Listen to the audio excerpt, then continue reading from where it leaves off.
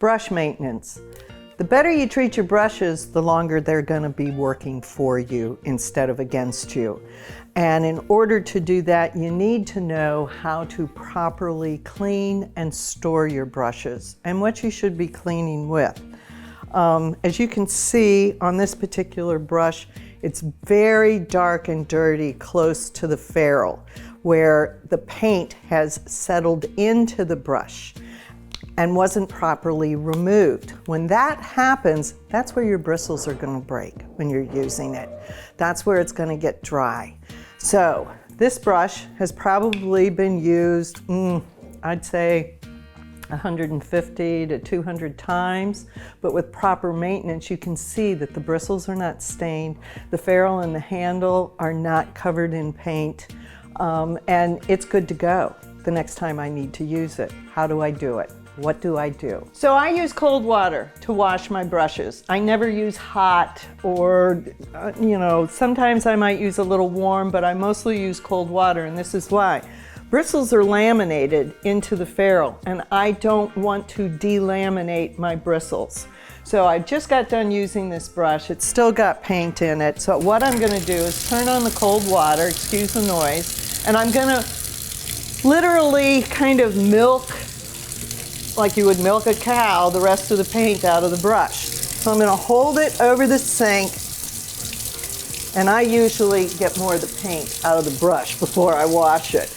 But I wash my brushes immediately. I don't soak them for fear of delaminating the bristles. I wash them as fast as I can. If I do have to soak one, or if I have to leave it, I'll wrap a plastic bag around it and rubber band it, and I can leave it that way. Don't put your paintbrushes in the refrigerator.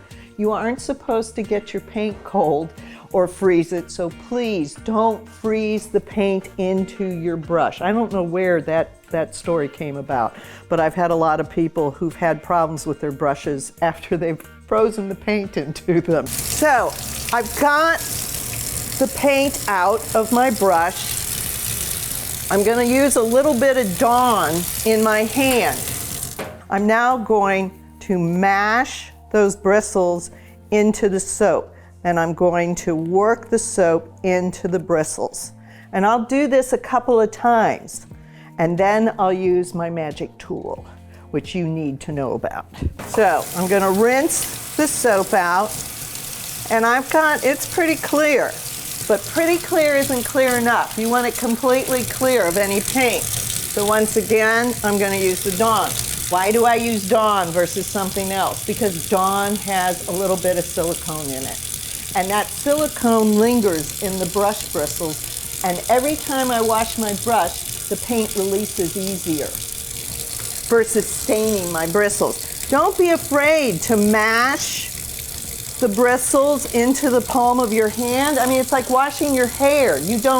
You aren't gentle with your hair. You get in there and scrub it up. So the same works for your brush. Now comes my best friend and your brush's best friend.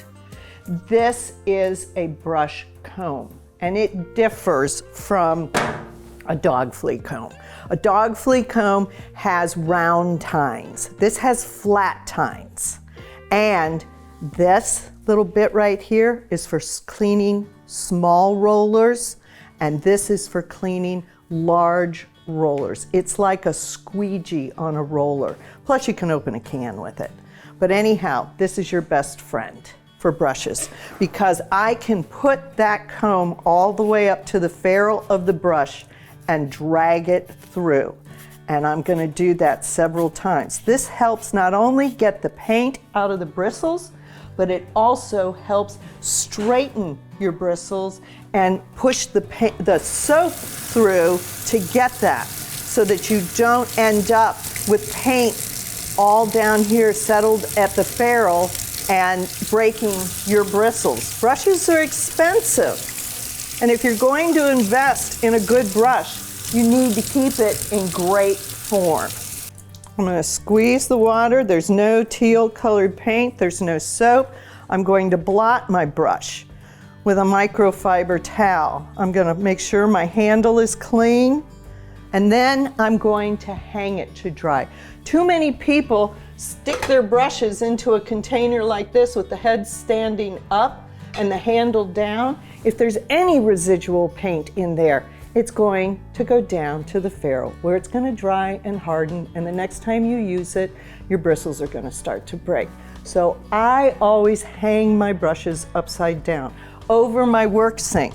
I have these wires here, just inexpensive craft wire that I've made little hangers out of, and when I'm done with my brush, I hang it.